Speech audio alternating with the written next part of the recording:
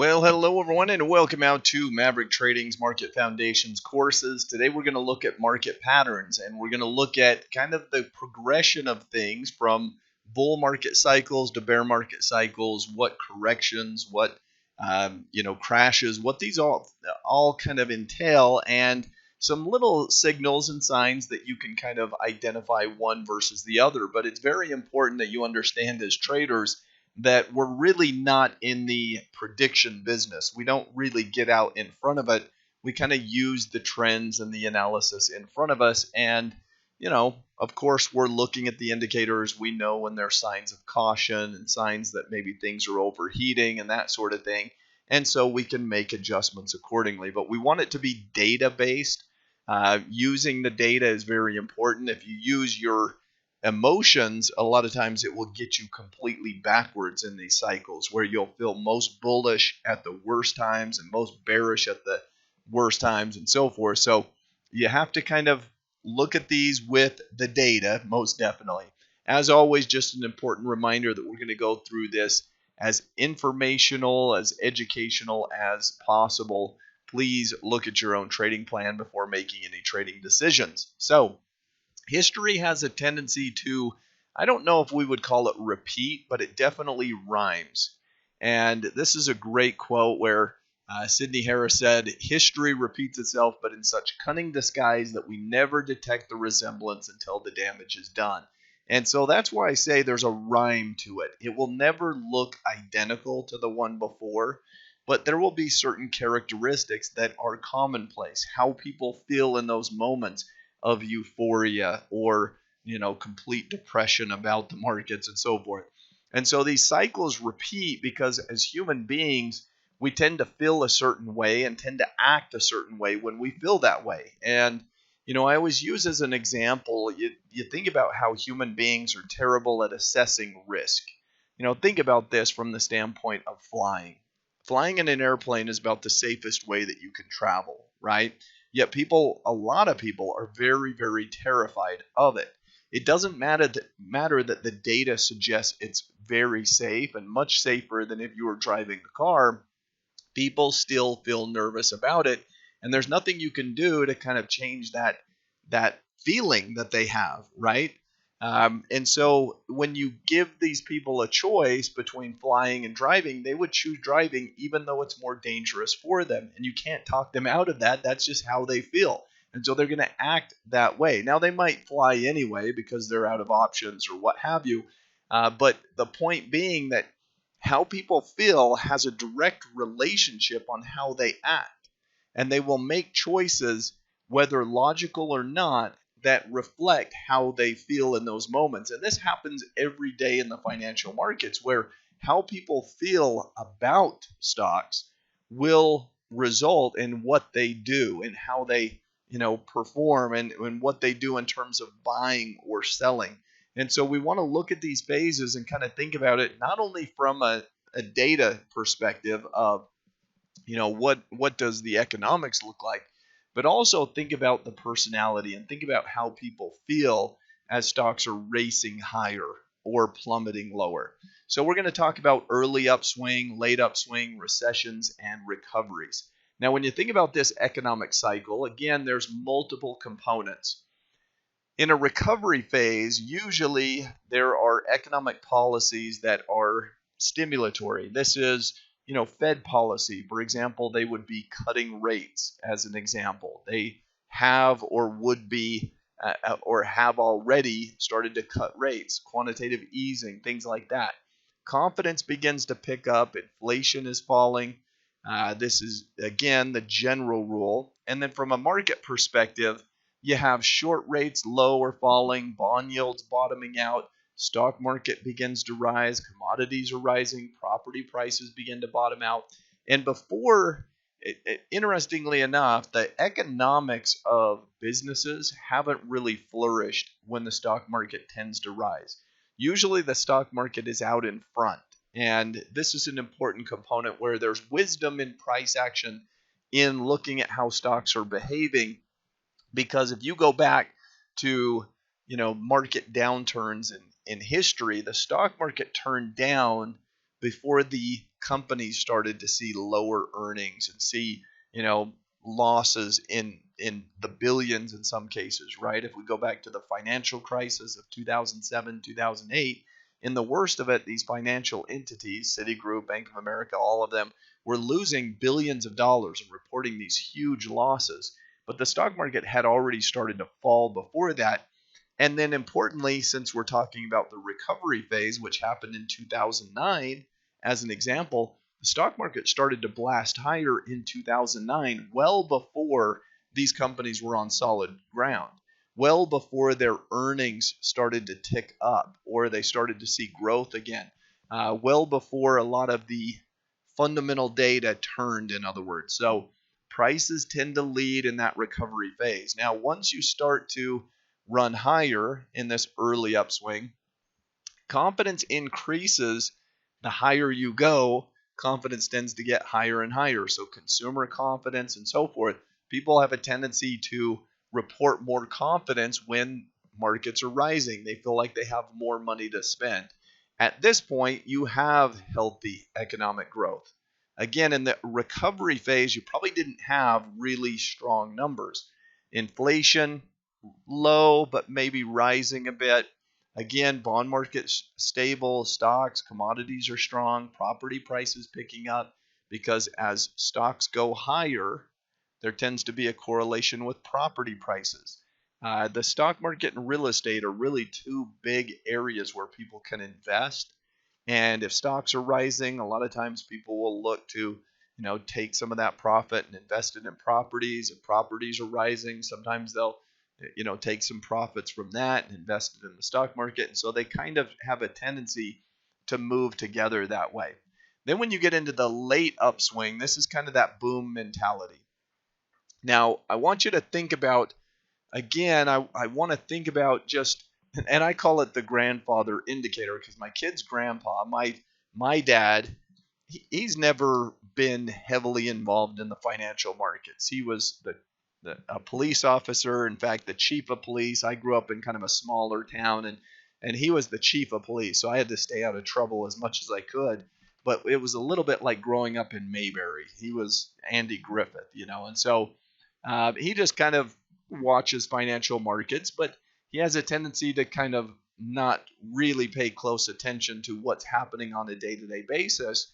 And so when you think about somebody like that they just don't think about stocks. They don't think about the financial markets like we do as traders. We think about it every single day. You go out there and talk to 99% of people like my kid's grandpa, and they're not worried about it. They're not focused on it. They're not looking at this stock going up and looking at charts and analyzing different trade. That's not their mentality at all. They're going to work, and then they get done with work and they go and do their other things.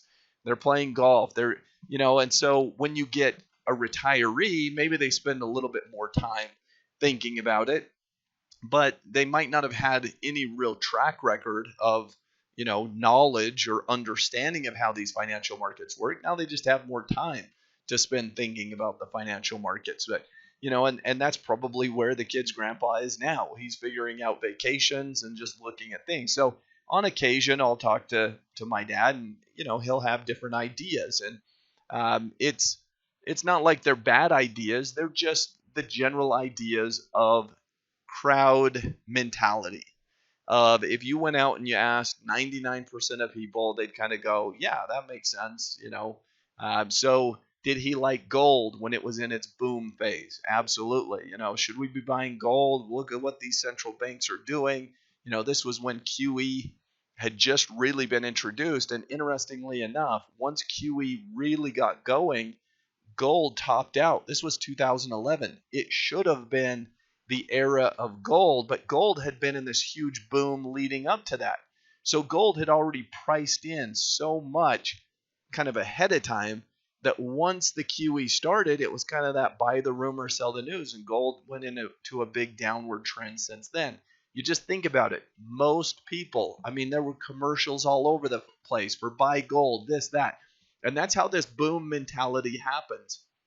At the late upswing in any asset class, you're going to have people that have never invested in this asset class before, or are just kind of chasing. And part of it is that fear of being left behind, right? That fear of, I don't want my neighbors and all these people making money without me, and they're all doing well, and your buddy brags to you on the golf course that how much his gold has gone up, and oh, gold is fantastic, or stocks in a late cycle. Think about the late 90s and the tech bubble. How many people started to try to day trade and thought that, well, all you'd have to do is just buy technology stocks, and this feeding frenzy took place. That's kind of how these big booms occur. So if you're talking about bubble mentality, the big boom cycle, really pay attention to it.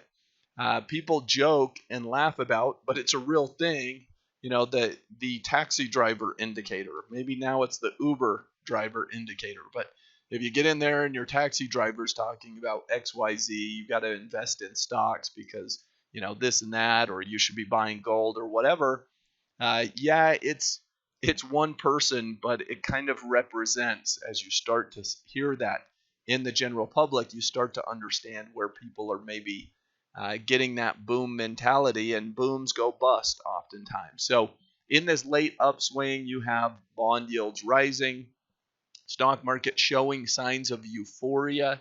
Commodities tend to rise, and commodities in a late upswing, this is when they have historically done the very best. So go back to 2007, for example, and even after the stock market topped out, commodities made another run to the upside. Oil prices during that time period were hit their peak at $147 a barrel and so forth. Commodities were really booming. And property prices, of course, again, kind of go hand in hand with stocks that way. Now, after the boom, you start to hit a little bit of a bust. And as we hit the bust, confidence drops off, inflation still rising, inventory, when markets roll over, companies oftentimes have not planned for that, and they have too much inventory. They have to start to mark down prices and so forth, and that hurts their margins. So all of a sudden you start to get this filtering through of, the economics start to turn, but it's after, stocks would probably look like this. They've already been going down for a while, and then the economic numbers start to come in more poorly. Short rates peak, bond yields top out. Again, stocks, commodities falling, property prices tend to go hand in hand with that. As you go into this downturn, this economic recession and so forth, the stock market is in a bear market phase during that period of time. Confidence is weak, inflation peaks out, production is falling. This might be where companies are really reporting negative earnings and, throwing the worst of it out there. Hey, we're losing money. We've got a pessimistic outlook until things turn. We've got problems. And there's a saying in the markets that there's only two types of companies: those that have problems and those that are going to have problems. And so every company, they're not immune to it. You look at companies of today and you think, well, they'll never struggle, they'll never have a problem. But you fast forward 20 years and it'll be a whole different list. Go back 20 years and look at what the biggest companies in the world were, the General Electrics of the world, the General Motors of the world, and look at the struggles that they've had over the past 20 years. So these things go in cycles, and no different than kind of the economics of it. Short rates drop, bond yields drop, stock market begins to bottom out, commodities are very weak, and property prices have been weak. And when you think about it from the standpoint of, we're not long-term investors, but if you are thinking about it from a long-term investor mentality, of course, this goes with that Warren Buffett mentality of, I want to buy when others are fearful, and I want to sell when others are greedy, right? So you're more of a buyer when things look the worst, and you're more of a seller when things look the best. From a long-term investing standpoint is kind of the philosophy. Now, if we look at what sectors perform best and worst, if you're in the recession but starting to feel like you're bottoming out in stocks and they're just starting that first upward phase, coming out of that early recovery time period, You want to be in economically sensitive areas. You want to be in things that are higher beta. You might even want to be, actually, if you could time it just right, you might want to be in the trashy stocks in these sectors. Now, that sounds really strange. What, you're telling me to buy the junk? This is kind of from the standpoint of what goes up the most. Take a technology company or a cyclical or an industrial. Let's say that they have a heavy debt load or whatever it may be. They have, you know, something where there's a lot of risk and a lot of reward. Well, if the economy booms and starts to recover and so forth, then they had a lot of risk, but due to the recovery, they also had a lot of reward. So there is this mentality of, if you could see that things are going to get better, you'd actually want to buy heavily indebted stocks and things that are a little bit more risky. And when you think about that from the technology or the cyclical side or what have you, think about, let's say, casinos or whatever. I'll just throw out an example. This is kind of a cyclical business. People will go on vacation, they'll go to a casino, they'll stay there in Las Vegas for a week in, you know, in times of that are good. And when times are bad, people spend less and they're willing to gamble less and they're willing to do this less and they go to fewer shows and yada yada yada. So if you could see that the market was starting to recover, I mean, you could have bought Casino, Wynn Resorts, or Las Vegas Sands, or whatever. Now, these companies are very cyclical, they're economically sensitive, but they would have given you much more upside than if you'd have bought some, kind of slow moving, stable business. Is it higher risk? Yes, but it's higher reward as well. As you continue to recover, industrials, basic materials, those tend to be performers. And again, they're economically sensitive areas. So, companies like Caterpillar, there's more construction that takes place when the economy's strong. And if the economy's weak, then there's less construction, right? You're going to get more build out when the global economy is growing. Using the same example, well, they might build a new casino and they bring in their Caterpillar, you know, business is going to flourish when more construction is taking place. It's just kind of that link to it. And if there is a bad economy and things are getting really worse, for the going from bad to worse, I should say, well, then not only is there less activity at the casinos, they have to kind of scale back, do fewer projects, and thus they need fewer machines and so on. Then as you get late cycle, again, it goes into energy and commodities. Those tend to be kind of that late cycle where they flourish. Now, as we go into a downturn, if you can see that the markets are kind of topping out, that the economy is going to slow, people go more defensive. Consumer staples, healthcare. People have to spend in those two areas regardless of the economy, and that's the point. Is what's a consumer staple? Well, Clorox or whatever. You're going to buy your products. You're going to buy toothpaste and toothbrush and toilet paper and all these things, regardless of what the economy is doing. And you're going to take care of healthcare. You're going to spend. You're going to go to the doctor if you need to go to the doctor. You're going to buy the drugs you need to buy, regardless of how the economy's doing. So they're kind of economically not as dependent on the economy. Sure, a stronger economy can help them as well, but they're not dependent upon that. And then as you get kind of in that downturn, that late cycle bottoming, it tends to rotate back towards utilities and finance in that late downturn. So, interestingly enough, the markets have continued higher, and we're still in kind of this maybe late stage or whatever the recovery is.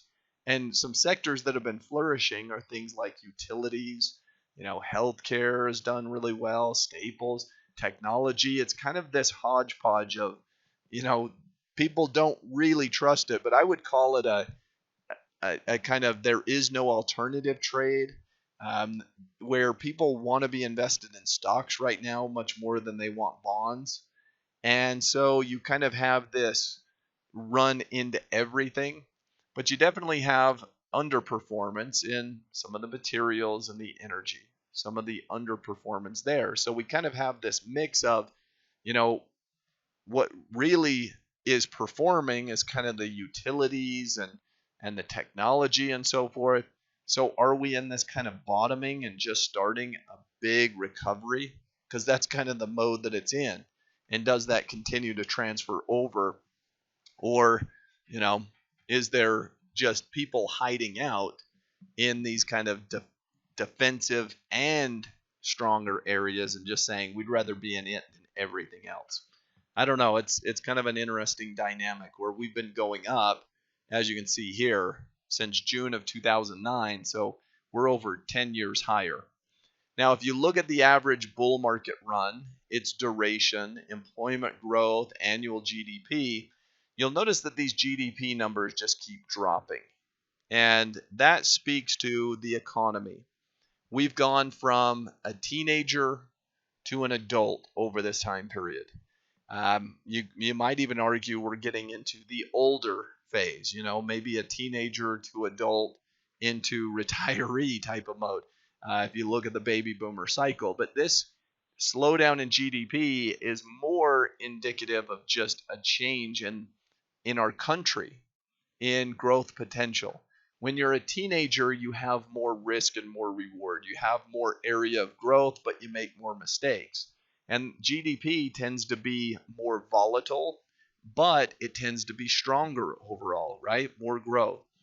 So if you look back, during the 40s, you had a 37-month period where we were in a bull market, and then 45, 39, 24, and on it goes from the 50s to the 60s to the 70s. But what you'll notice is bull markets are very, very normal, and this one's 96 plus and just ongoing. Employment growth continued, annual GDP growth continued, but at a slower pace. And we're kind of in that, 1.5% to 2% ish growth right here in terms of GDP over the last 10 or so years. This is pretty typical. Your average bull market lasts multiple years, probably in the neighborhood of about 5-ish years is an average bull market, 5 to 6.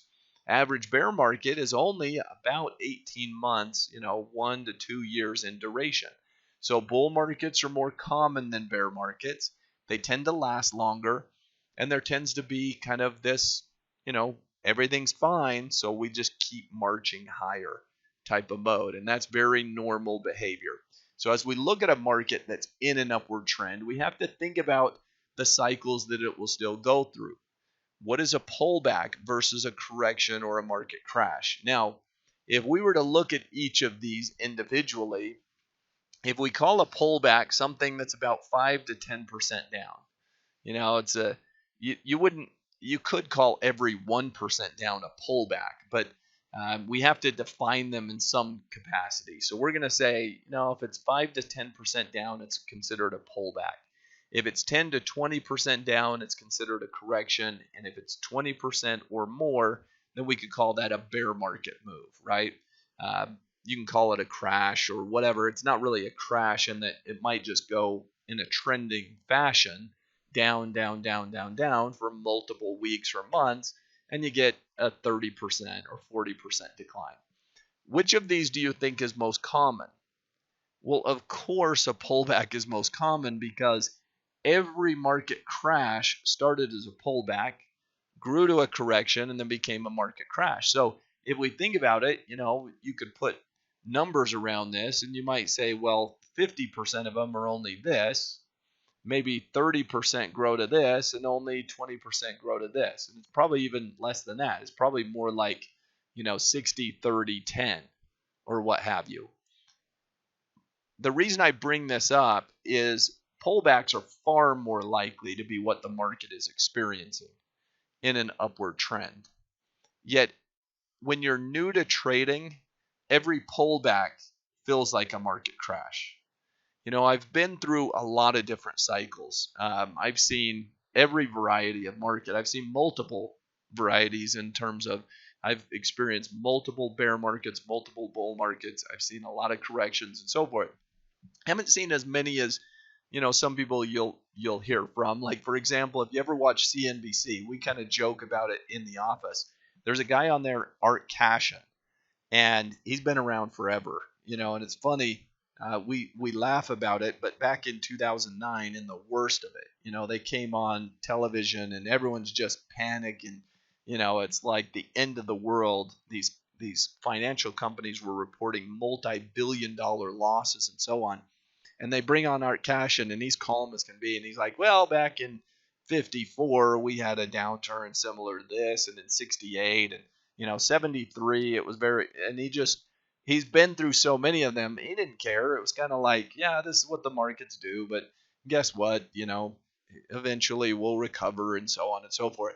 And so that's kind of the mentality that you have to get to is, look, we're going to go through all of these different cycles. But the reason I bring this up is when you're new to trading, whether you want to or not, your mind is going to work a certain way. Every pullback, you're going to start thinking it's about to crash. And I've talked to enough traders to know that we all start that way, it seems like, where everything down 5%, you start imagining that it's about to go 30 and 40%. And it's kind of this instinct of, we start to think worst case scenario. Remember, I gave the example of, assessing risk. Why do people feel terrible? A lot of people do anyway, about flying, because they think about worst case scenario. And worst case scenario is really terrible, right? So in the investing world, people naturally grasp worst case scenario. They go there, even though the vast majority of them are not going to ever materialize to be down 20 or more percent. The fear of that causes so much pain in terms of financial portfolios, because people will dump everything they own on a pullback, thinking that it's going to we're on the cusp of a crash. And I've said for a number of years that I feel like if there's a bubble anywhere, it's in those predicting a bubble. There's so many people worried about the next crash that they've literally missed everything. They've missed all the recovery. And they're constantly clamoring for this crash. It's all about to crash and crash.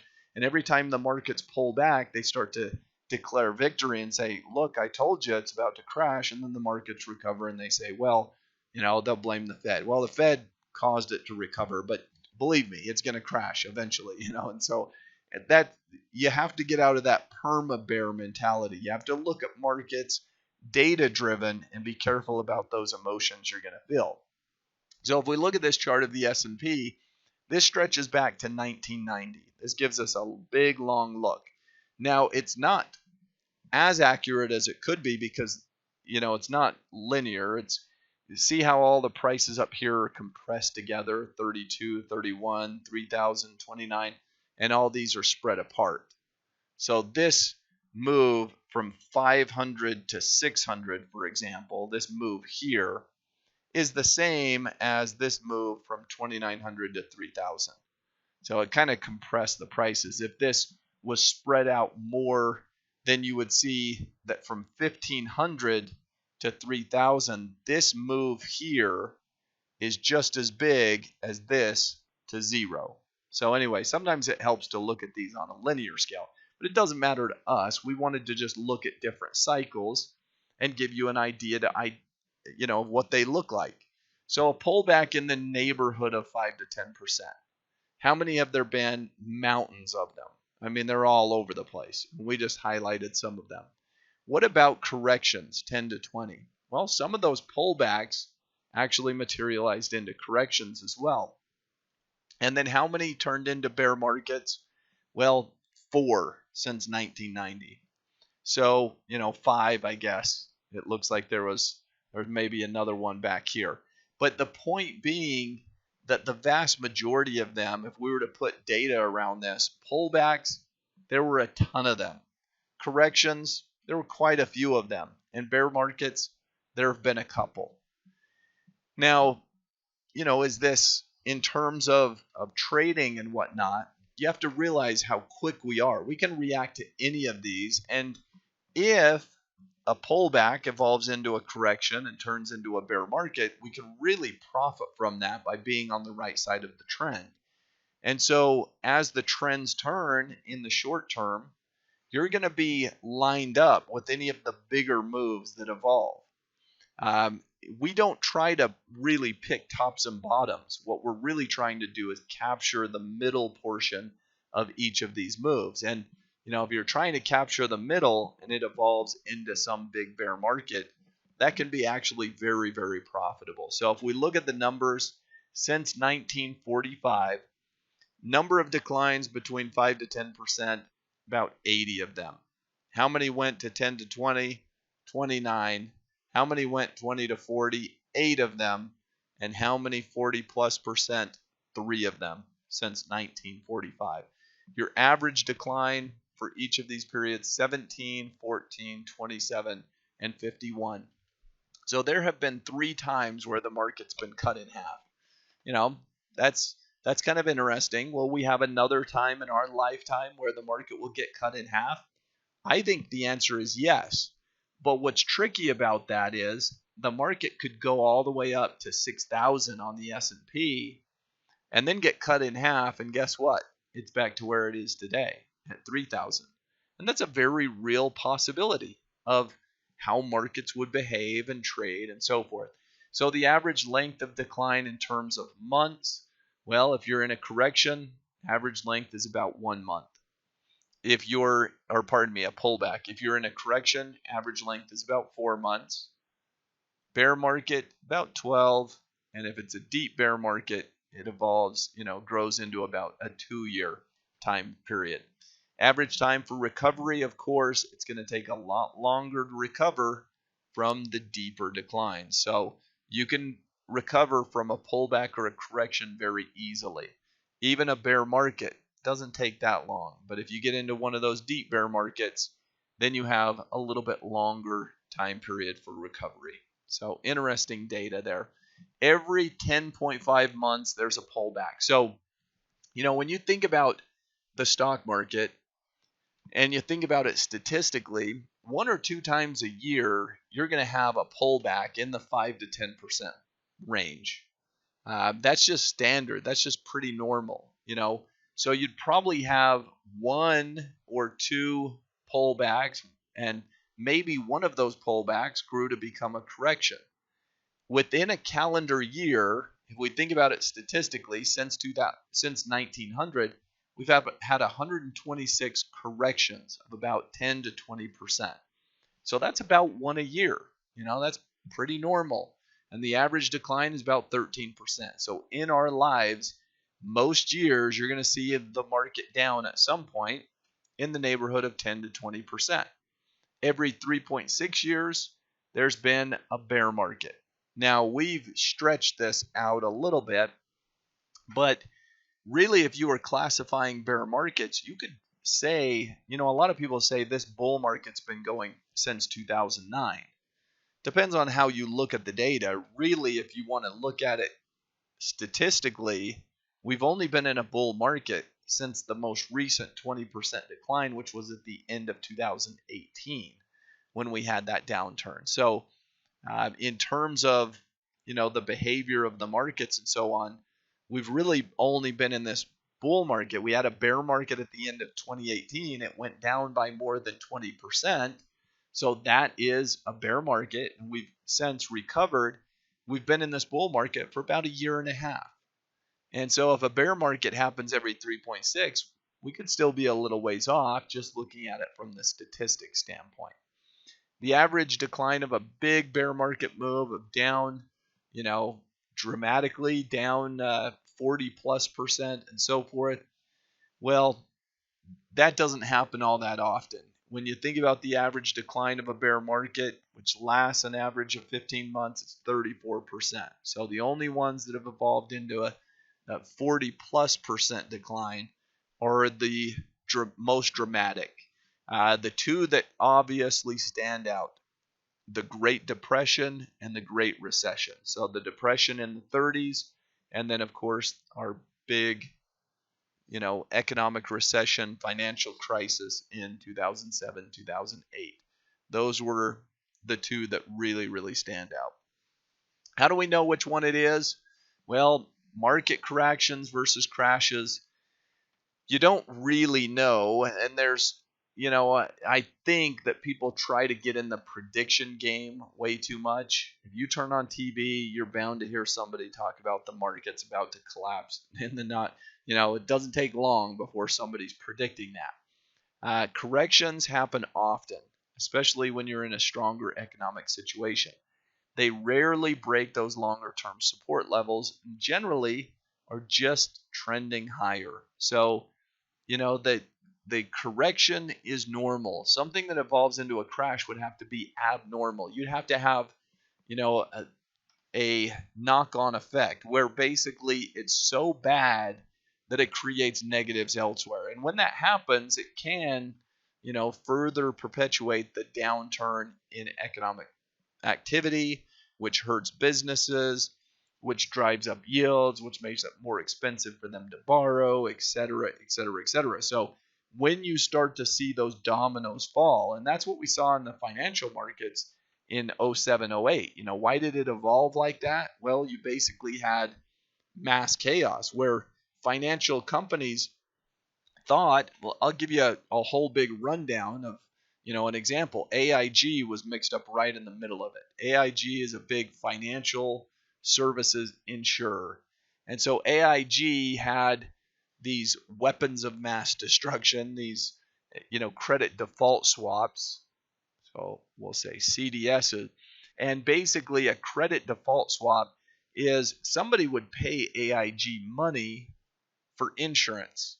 And so you're Goldman Sachs over here, you would send them millions of dollars, but they are giving you basically a insurance policy against default.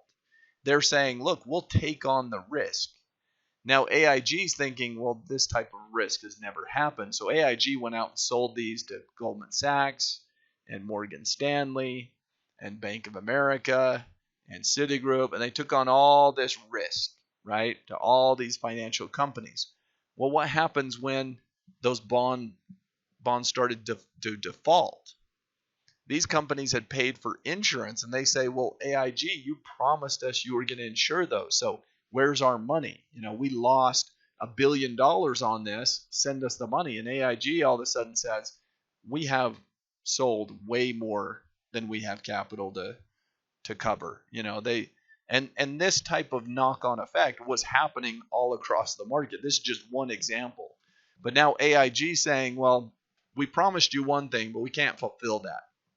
And so all of these companies are thinking, well, we just have billions of dollars of losses that we didn't plan for. We had insurance, and now we're in a very scary place, And so what do we do to recover? And what do we do here to protect ourselves and so forth? And so you start to see companies going under. Lehman Brothers and Bear Stearns and these companies starting to go bankrupt, and basically, the Fed had to step in and basically protect them and say, well, if they go under, it's going to create other knock-on effects. And so who can take over their assets and yada, yada, yada. And so maybe someone like JP Morgan or whatever steps in and they backstop some of the risks, but they get the assets for Lehman Brothers or whatever. And they call it a take under. They bought them for like $2 per share or something when they were trading at $6. And essentially the company, for all intents and purposes, went under, but the Fed found a buyer and tried to stabilize the market. And then the Fed also steps in and says, well, AIG can't make good on it, so we're going to take over the business. We're going to backstop them. And how can the Fed do that? Well, essentially they can print money. And they say, well, I know there's risk out there, but we'll print the money if we need to or whatever, right? And so once the Fed started to step in, well, people said, okay, well, we're insured. That's good. We're not going to have those billions in losses that maybe could have been there. So now we can start to get back. And it stabilized the system. And I have to give the Fed credit. They stepped in when they had to.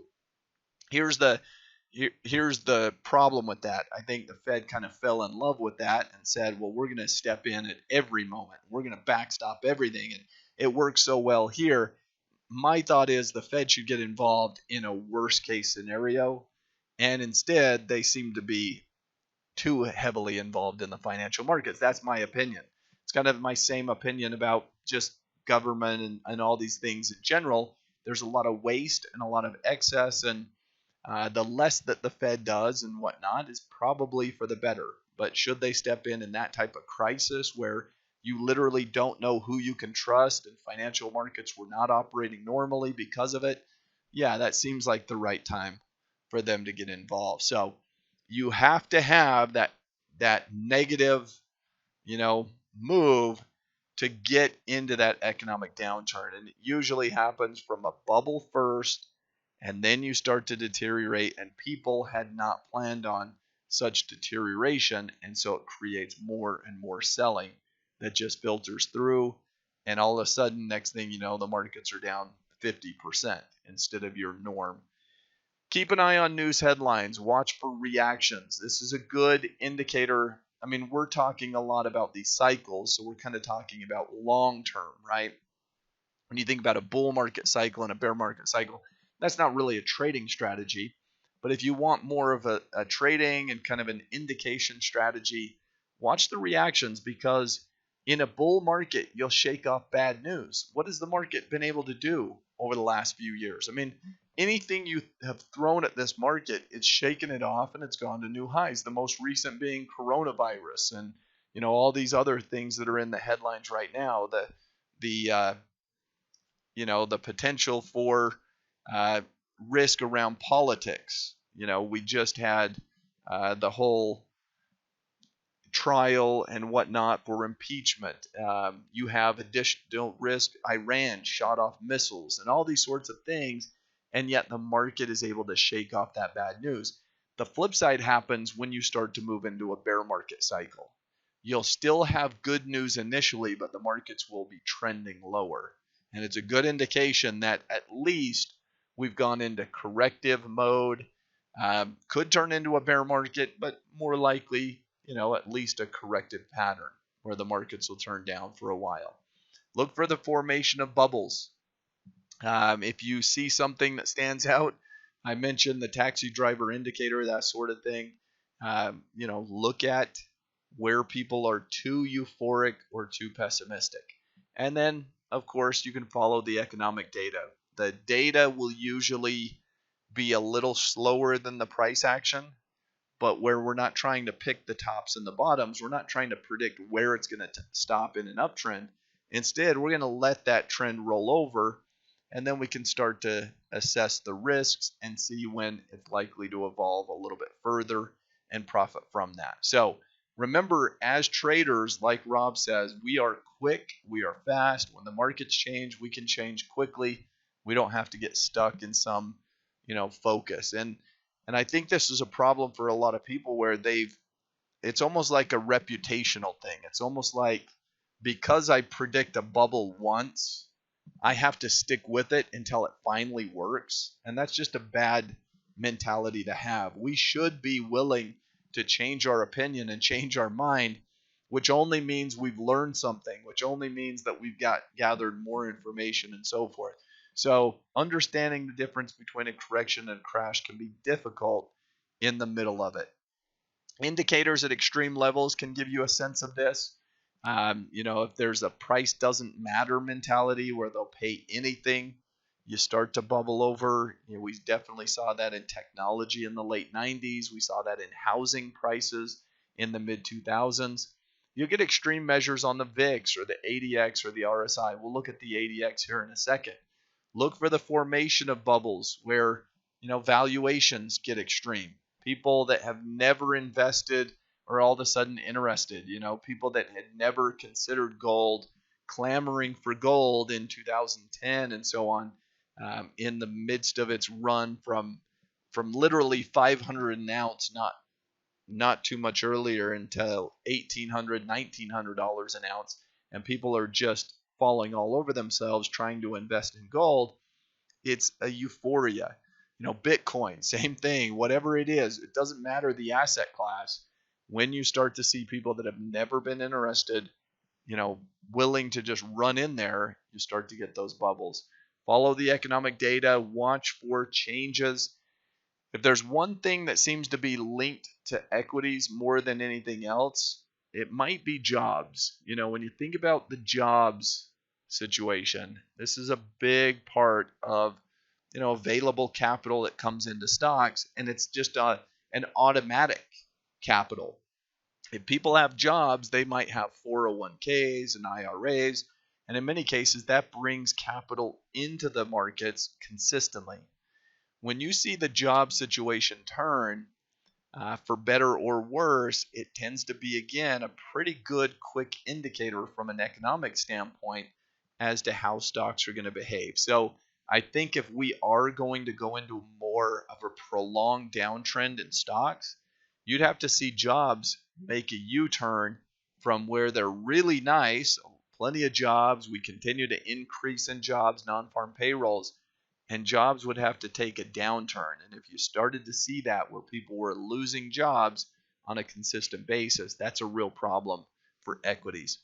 ADX line, you can use this a couple of different ways. A lot of traders like to use it as an indicator of whether you're in a trend or not. So they'll say, if you're above a certain reading, then you're in a stronger trend and so forth. Another way you can use this is just basically saying, where are the extremes? When you get to extremes, then you got to be a little bit more cautious in essence. So extremes being, we've marked above 40 or below 10. Readings below 10 show that you're very, very bearish, and they often are an indicator that you're at kind of a bottoming point, something along those lines. Again, when you get those readings, they're pretty rare. And so when you get those very, very low ADX readings, that can be an indication of, maybe people are too pessimistic. When you get up above 40, maybe people are a little too optimistic and you kind of run your course. And so you'll get these spikes at extremes. Again, it's not a perfect science, but just one way to kind of say, okay, maybe we're a little too extreme and we need to correct back down. Maybe we're getting a little too extreme up here and we need a little bit of a corrective pattern back down. So the VIX would work similar to this, where, the old saying with the VIX, when the VIX is high, it's time to buy. When the VIX is low, look out below. The concept there being, when the VIX is low, everybody's complacent and too optimistic. And when the VIX is really high, everybody's nervous and too pessimistic. So you can watch for those readings to give you some indication that way of, sentiment. They're just sentiment gauges. Markets trade in cycles all the time that have a tendency to repeat or at least rhyme. I like the word rhyme because they don't repeat identical, but they have a nice rhyme to them where they look and act and feel the same way. Pullbacks and corrections happen several times every year. We don't try to time the tops and bottoms. It's nearly impossible to get that right. The profits are made in the middle portion within the trend. So watch for those extreme readings. When you start to see some of those extremes, you can kind of say, okay, well, we might be getting towards the later stages of this, so I'll be prepared for when it reverses. But I probably am not going to try to really step out in front of a speeding bus and try to make it stop on my own. Instead, I'll wait for that thing to turn around, and once it's turned around, I'll jump on for the ride. Hope you've enjoyed this today and learned some things, or at least thought about some things a little bit differently, and that's what we try to do.